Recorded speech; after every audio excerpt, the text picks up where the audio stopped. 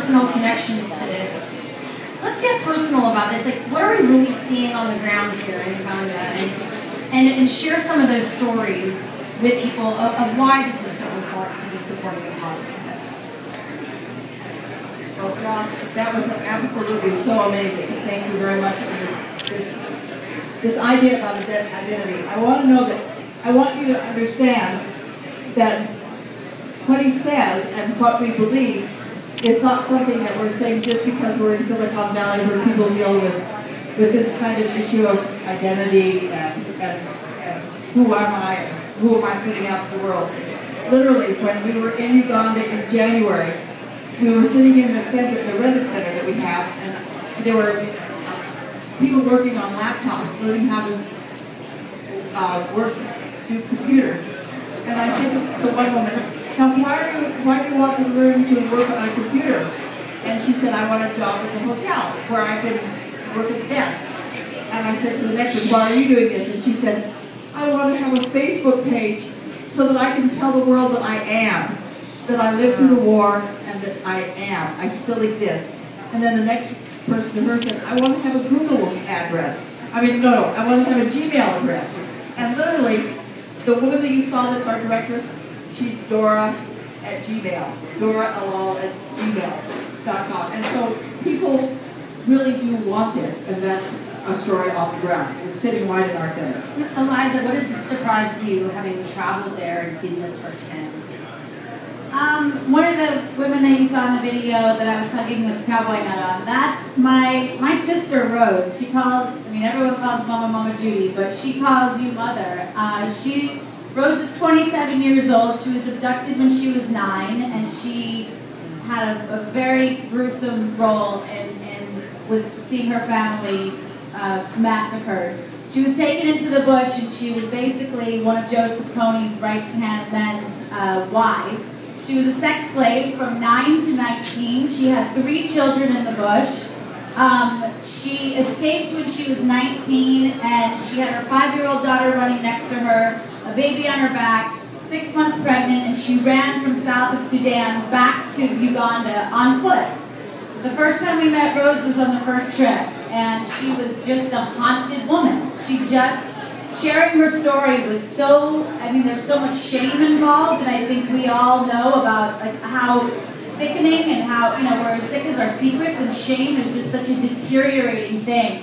So Rose was just a broken young woman when we met her. And in the times that we've been back since, and she's now such a staple in the center, and she's now helping other women share their stories, because we get well through sharing what's happened to us. We get well through, I mean, again, looking at social media. You have a gay young man or woman in the middle of Tennessee, and they feel alone and they feel ashamed, and when they find somebody else that understands what they're going through, and it starts to be relieved. So Rose now is just such an incredible woman. We built a house for Rose and her 4 children, and by this last trip, here we were, and she's dancing around in like Zumba pants that we brought her, and she's like talking to me saying, I want to get a passport, I'd love to come to the United States, and she just, everything about her is a changed woman because she's healing. And it's like, how do you, the thing that struck me was, how do you heal from that, really? Is that even possible? But when you see it happening, and you see how much they love this center, they love coming and sharing and being together and being in these support groups around people that have been through the same thing they've been through. I mean, that's like life source for me. I've got a lot of things that I'm grateful for in my life and in my career, but this work by far is the most rewarding. No offense. Thank you for everything. You're my homeboy for life. But it's just a different thing. And so that's, you know, Rose, my sister, is absolutely a thing. Just as a storyteller, how can nonprofits and like THRIVEgulu better tell their stories to connect with more people? Well, open with the car chase. You know, I think the most important thing is that these stories are coming from them. Yeah. And first of all, I mean, what you just told, we couldn't make that shit up. The stuff is stranger and often more horrible than fiction. But also, hearing it from their voices, from their perspectives, it makes for a completely different narrative structure. Because it is a structure of healing where in this country you wouldn't think that was even possible because it's so much more extreme. But what they get from each other and the way they get it from each other, the way the center helps them to facilitate that and embody it, is something that is not necessarily an American thing. It comes from them, and the more we can expose ourselves to these different narratives and really incorporate them into our understanding of our own narratives, our own stories of what we think is good, what we think is bad, how we think people should be, it's going to be very powerful. And with the kind of, the platform that people have now, where they can show anybody anything, anytime, if they care to watch, it's going to work out in a way that it never could have. Now let's talk about how you're using social media and digital to share what's going on and to engage more people around this cause.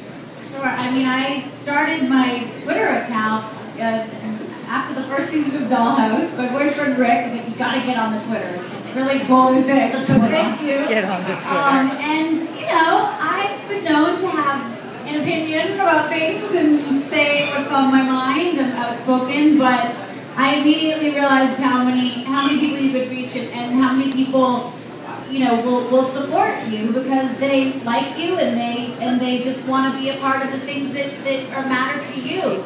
And so on my 30th birthday, I'm 31 now, my 30th birthday, we started a 30-30-30 campaign with a man named Pankaj Shah, who's from around here, tonic.com, and we wanted to raise $30,000 to buy the land on my 30th birthday on December 30th. And literally, somebody from Twitter today pulled up all my tweets. They said, since 2009 you tweeted about formerly THRIVegulu, now THRIVEgulu, 2,200 times. I was like, that's right. Yeah!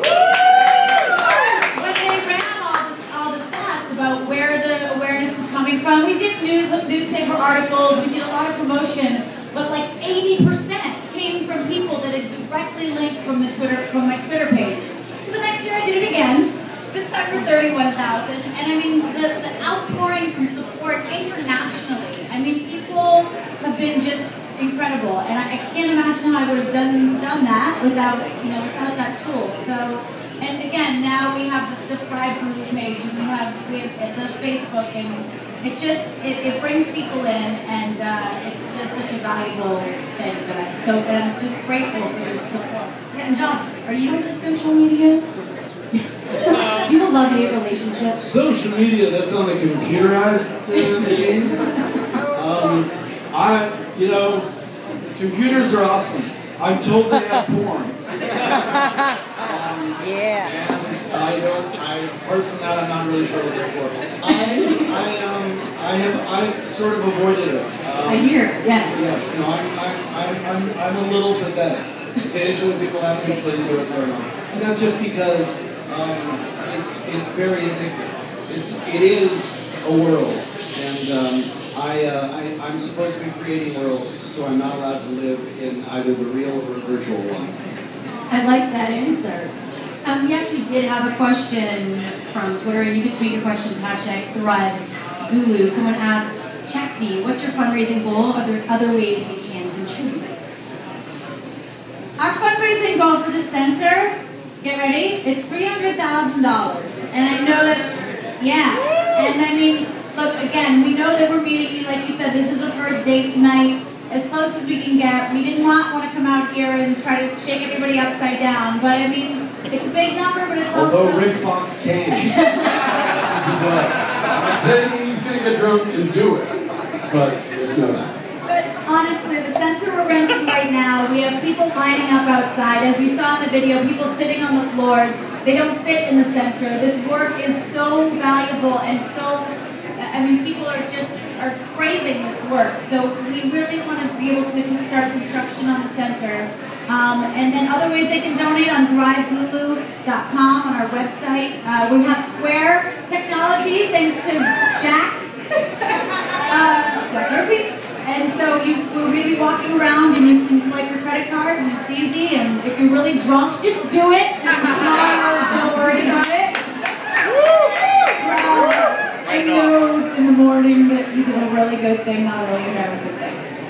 And now we have another question from @Anthony_Garcia. Aside from funds, is computer equipment sought after for donation? Yes. Computer equipment. Are you looking for computer equipment to be donated? Oh, absolutely. We have 20 HP computers that Liza and Rick got donated, and they brought them in their suitcases last summer.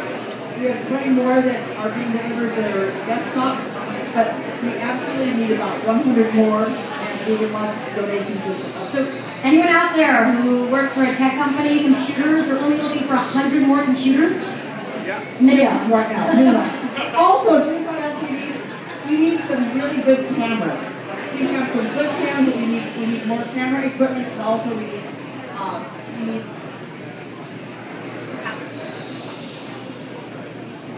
projectors.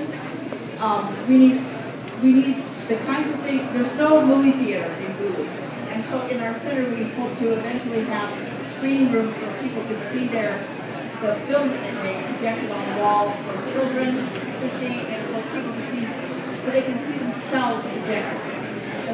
Or they could see something that, somebody else had been in. I'm just saying, I don't have to.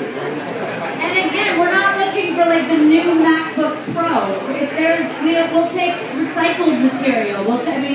We just could use any kind of computers. The 20 laptops that we brought from Hewlett Packard that were generously donated, the keys are worn out. You can't see, the people are lining up in the center. Computer literacy is huge. There were countless people who missed out on basic education by spending 10 years in the bush and not having any education or school. So they're coming in, they want to learn, they want to rebuild, and so the computers are huge. Another reason, that we're up here in this tech center.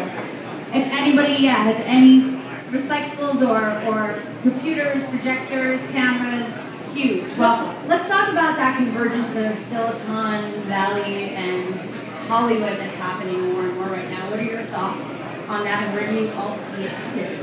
I'm against it. This guy makes me confused. Josh, do you come up to the Valley a lot? Besides for events? Not like Burbank. This, for great causes. You're supposed to get drunk a little later, Josh. I got drunk later than one. For me, it's just creatively in the world right now, this is a time of utter collapse and utter rebuilding, and it's kind of terrifying and beautiful. It's almost as though, in terms of Hollywood, everything is turning into either some giant summer blockbuster or some tiny micro-budget homemade thing. And I'm perfectly comfortable with either. The thing that's really mattered is that the way people are making stories and the way people are distributing those stories are more individual than they've ever been. And people who think of things are not beholden to a system that is very antiquated and very strange, the Hollywood system. In getting those things out there, they can't just make them in any country. Now, it doesn't mean you can always get eyeballs on it. And that's one of the things that, with Thrive, with people like Eliza, you try to use what juice you have to get more people to pay attention. But you can accomplish anything now. And you can do it without the help of a giant conglomerate. The tech itself has changed the way we create and the way we interact in a way that I find dazzling. Definitely, and you've embraced it as well. So it's been great to see everyone here today.